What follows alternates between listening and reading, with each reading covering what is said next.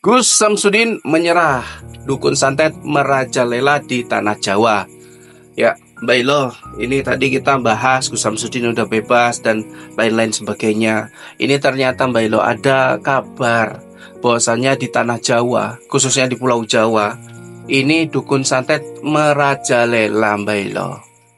Kepiye Mbak Ilo? Ini apakah ada kaitannya dengan Gus Samsudin yang ditetapkan sebagai tersangka dikurung di dalam besi, Mbak Ilo? Ya, ini ya salah kaprah sudah.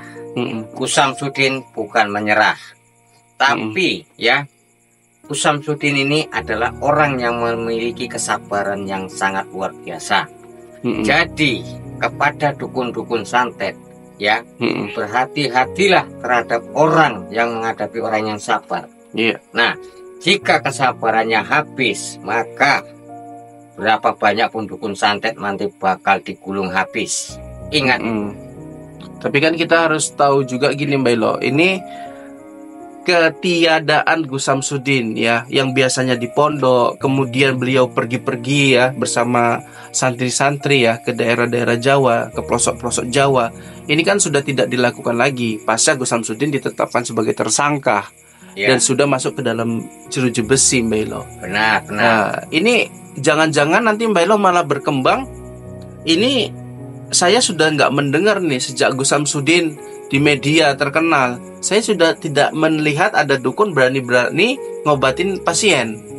Tapi baru-baru ini Mbak Ilo saya mendengar orang mau sakit tiba-tiba dirujuk ke dukun, apa-apa ke dukun.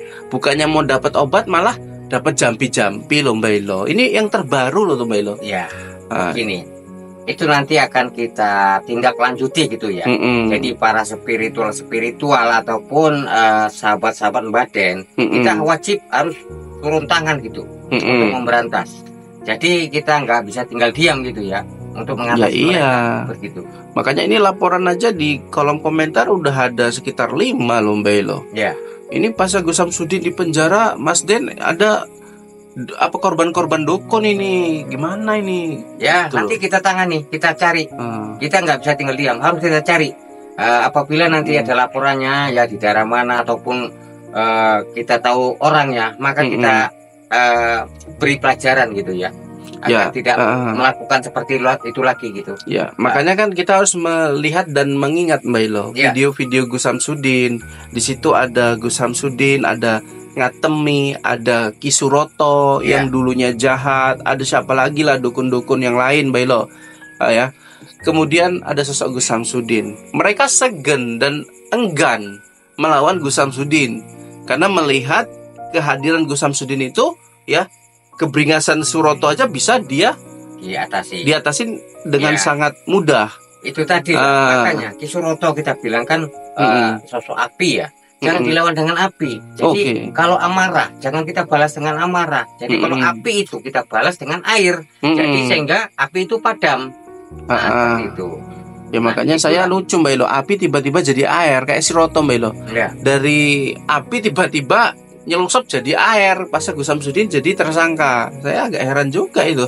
Apa ada maksud tertentu gitu toh Mbak? Ya bisa jadi ataupun di Suroto ini saat ini kita bilang bagaimana ya, tidak mau mencampuri begitu ya, bisa jadi.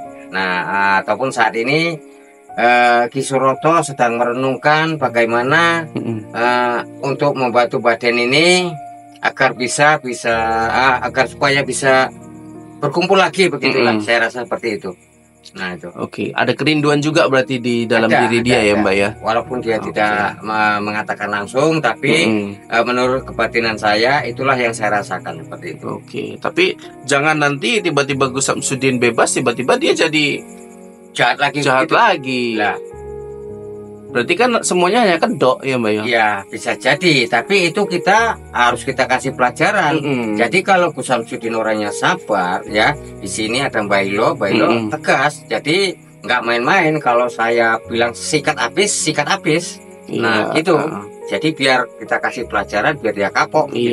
Makanya yang saya herankan kawan Mbak sama Ki Suroto ini dan dukun-dukun lainnya ini senang merasa merdeka karena Gus Samsudin sudah dipenjara. ya kan? Mereka bebas, bahkan banyak sekali mempengaruhi masyarakat yang apa ya, ibaratnya kurang keimanannya, Mbah. Kurang keimanannya, mereka sangat gampang sekali kan pengaruhi. Ya, yang harusnya ke dokter atau puskesmas, tiba-tiba hadir mereka, suruh berobat ke mereka, cuman disembur, Mbak, gitu, Mbak, taruh air.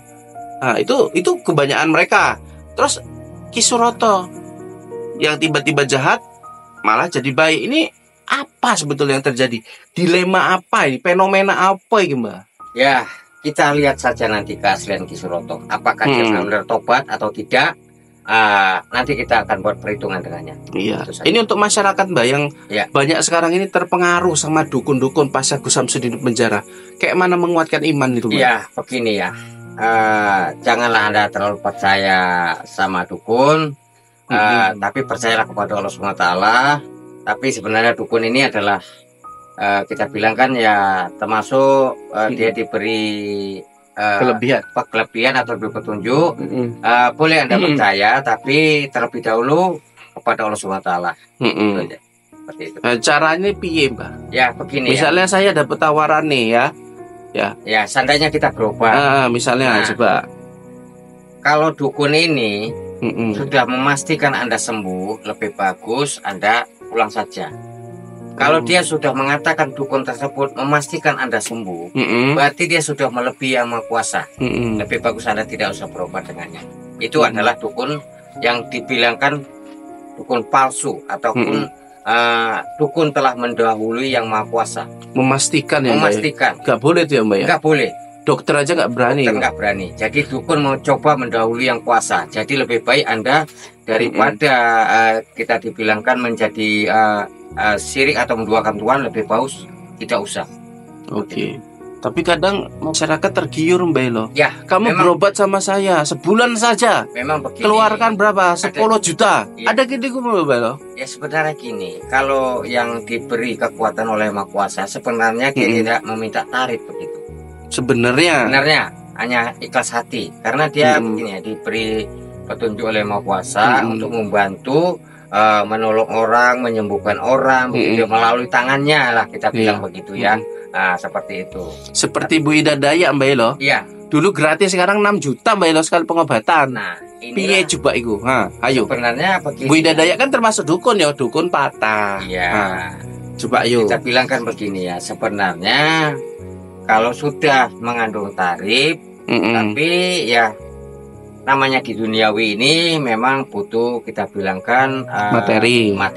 Tapi kalau kita ambil sisi untuk ke amal ke akhiratnya, maka dianya biasanya tidak mementingkan materi, tapi mementingkan terutama pertolongan dari kita tersebut. Oh gitu ya. Iya.